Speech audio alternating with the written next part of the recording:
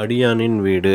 இப்போதும் உமது அடியானின் வீடு என்றென்றைக்கும் உமக்கு முன்பாக இருக்கும்படி அதை ஆசீர்வதித்தருளும். 2 சாமுவேல் 7:19.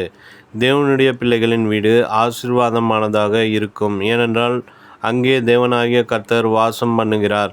அங்கே தேவனுடைய பிள்ளைகள் கர்த்தரை பாடி துதிக்கிறார்கள். ஆம், நீதிமான்களின் கூடாரத்தில் இரட்சிப்பின் கெம்பீர சத்தம் உண்டு. நான் பரதேசியாய் தங்கும் வீட்டிலே உமது பிரமாணங்கள் எனக்கு கீதங்கள் ஆயின. சங்கீதம் 119:54 என்னும் வசனம் என் இருதயத்தை தொட்ட ஒன்றாகும். நாம் நமது வீடுகளில் பரதேசிகளைப் போல தங்கினாலும் கர்த்தருடைய பிரமாணங்கள் நம்மோடு இருக்கிறபடினாலே தேவனுடைய ஆசீர்வாதங்கள் நம்மை நிரப்புகின்றன. கர்த்தரும் நம்மோடு வாசம் பண்ணுகிறார். 6 லட்சத்திற்கும் அதிகமான மக்களை தீர்க்கதரிசிகளாகிய மோசே வனாந்திரத்தில் நடத்திய போது அவர்கள் மத்தியில் தங்குவதற்காக கர்த்தர் தமக்கென ஒரு கூடாரம் அமைக்கும்படி சொன்னார். அதுதான் ஆசரிப்பின் கூடாரம். அந்த கூடாரத்தில் கர்த்தர் வாசம் பண்ணி அந்த கூடாரத்தை தமது செக்கினா மகிமையினால் நிரப்பினார். அதுபோலவே சாலமோன் ஆலயத்தை கட்டினபோது அங்கே வாசம் பண்ணும்படி தேவன் இறங்கி வந்தார். இயேசு கிறிஸ்துவும் சீசர்களும் எம்மா ஊருக்கு சென்றபோது கிறிஸ்து அவர்களோடு நடந்தது மாத்திரமல்ல, அவர்களுடைய வீட்டுக்குள்ளும் சென்றார்.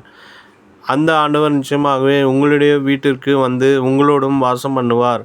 மட்டுமல்ல, அவர் உங்கள் வீட்டின் அப்பத்தையும் தண்ணீரையும் ஆசீர்வதிப்பார். வியாதியை உங்களை விட்டு விலக்குவார். அந்த அருமை ஆண்டவர்தாமே உங்களுடைய வீடு திறம்பட நடத்தப்படவும் உங்கள் கையின் பிரயாசங்களையெல்லாம் ஆசீர்வதிக்கப்படவும் உங்களுக்கு அனுக்கிரகம் செய்வார். உங்களுடைய வீடு என்றென்றைக்கும் ஆசீர்வதிக்கப்படுவதாக. உன் கர்ப்பத்தின் கனியும் உன் நிலத்தின் கனியும் உன் மாடுகளின் பெருக்கமும் உன் ஆடுகளின் மந்தைகளும் ஆகிய உன் மிருக ஜீவன்களின் பலனும் ஆசீர்வதிக்கப்பட்டிருக்கும். உன் கூடையும் பிசைகிற உன் தொட்டியும் ஆசீர்வதிக்கப்பட்டிருக்கும். நீ வருகையிலும் ஆசீர்வதிக்கப்பட்டிருப்பாய், நீ போகையிலும் ஆசீர்வதிக்கப்பட்டிருப்பாய். உபாகமம் 28:4-5-6. கர்த்தர் உங்கள் வீட்டை தொடர்ந்து ஆசீர்வதிக்க வேண்டுமானால் கர்த்தருடைய வீட்டை குறித்து நீங்கள் பக்தி வைராக்கியம் உடையவர்களாய் இருக்க வேண்டும்.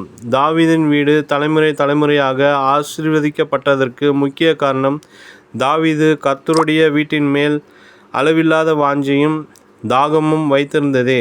கர்த்தருடைய ஆலயம் கட்டப்பட ஏராளமான பொன்னையும் வெள்ளியையும் கேதுரு மரங்களையும் அவர் சேர்த்து வைத்திருந்தார். தேவ பிள்ளைகளே, உங்கள் உள்ளம் கர்த்தர் மேலும் கர்த்தருடைய ஆலயத்தின் மேலும் ஊழியங்களின் மேலும் வாஞ்சையாய் இருக்கட்டும். அப்பொழுது ஜீவனுள்ள நாளெல்லாம் நன்மையும் கிருபையும் உங்களை தொடரும். நீங்கள் கர்த்தருடைய வீட்டிலே நீடித்த நாட்களாய் நிலைத்திருப்பீர்கள். நினைவிற்கு, இதோ கர்த்தருக்கு பயப்படுகிற மனுஷன் இவ்விதமாய் ஆசீர்வதிக்கப்படுவான். கர்த்தர் சீயோனிலிருந்து உன்னை ஆசீர்வதிப்பார். சங்கீதம் 128:4-5.